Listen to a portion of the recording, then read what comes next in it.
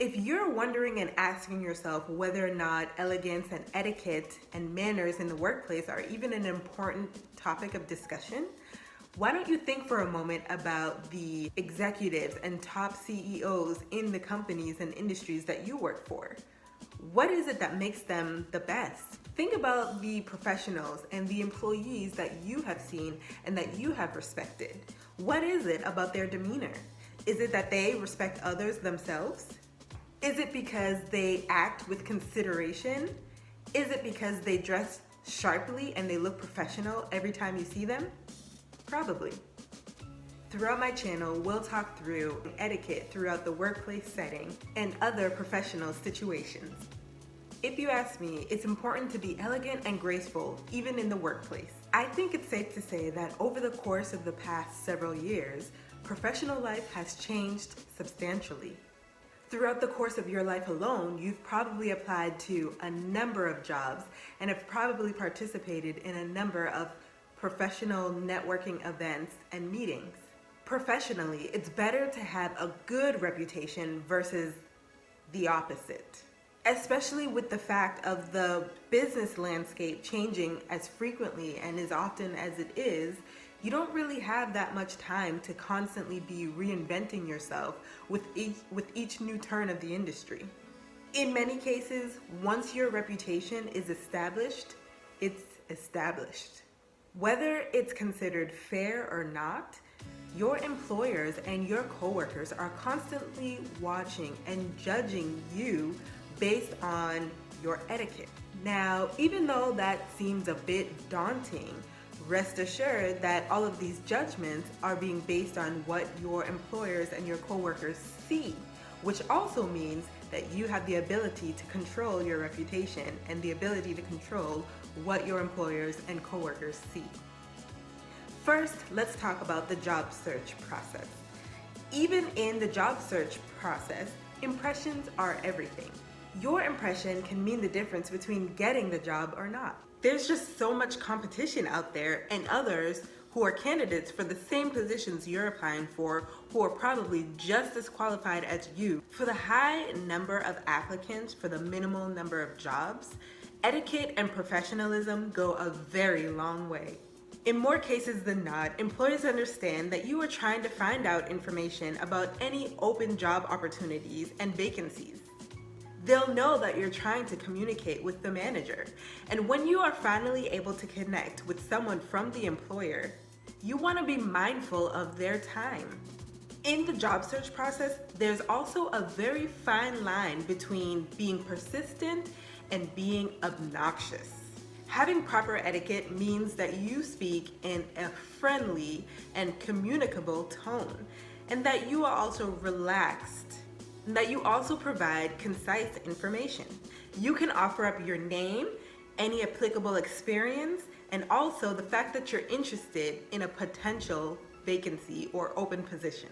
No matter how the conversation goes, it's always applicable to send a well-written thank you note.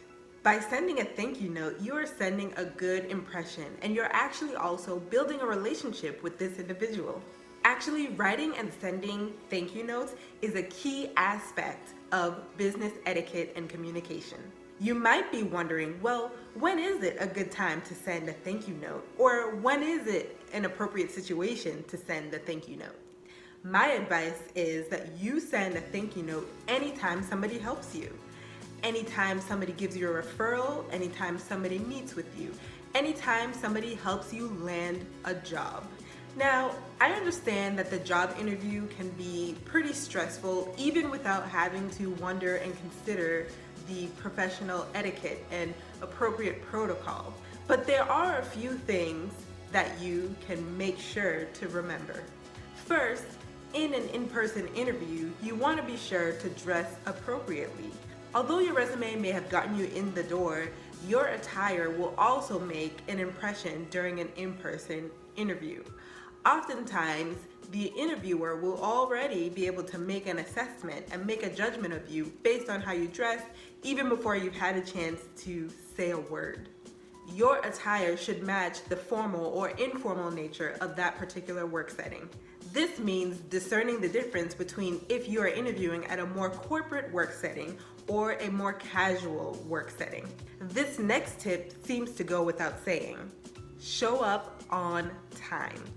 You should aim to show up 15 minutes ahead of the interview scheduled time. And you should probably add an even larger buffer if you're trying to arrive by public transportation. Or even if you're commuting through a high traffic area. You want to be as flexible as possible and prepare for the unexpected.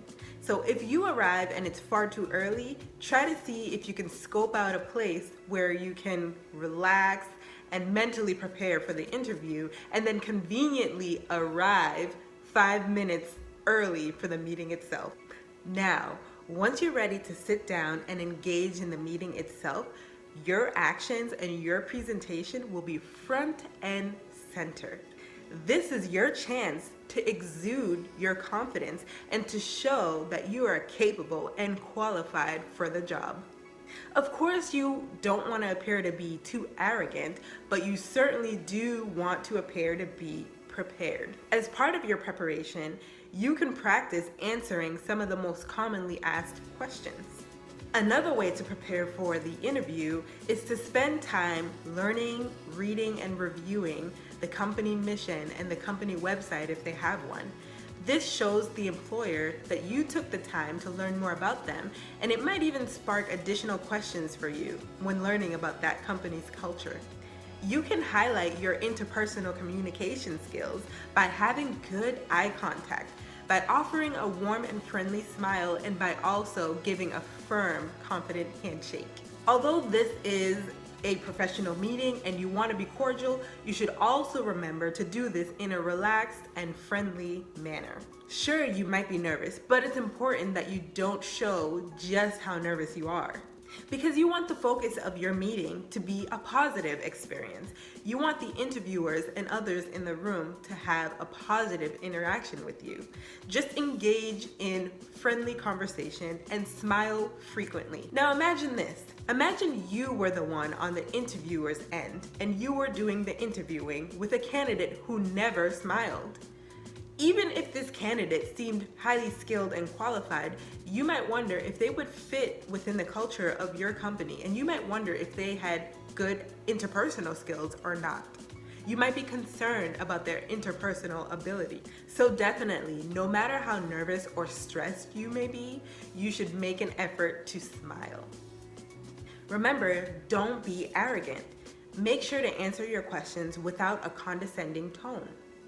Even if the interviewer compliments you about your experiences or even about how your resume is well written, just say thank you. Be gracious. Don't take this as a time to start bragging. Now, at the end of the interview process, you want to absolutely make sure that you send a thank you note. Why? Well, because it demonstrates your seriousness and your level of interest for this position, and it also offers a gracious thank you to the person who is interviewing you for the time and the attention that they spent in your application process. It's proper etiquette to do when someone takes the time to consider you. Another question you may have about the thank you note is about whether it should be written or emailed. And the answer is that it depends on the company and the culture of the company that you are applying for. You should take note of the manner and the ways of which the company has been communicating with you throughout this process and respond in like manner. In the thank you note, you can be sure to mention when you met the individual and the reasons why you met the individual. You can also even include certain tidbits and information that you shared or promised during the interview process itself.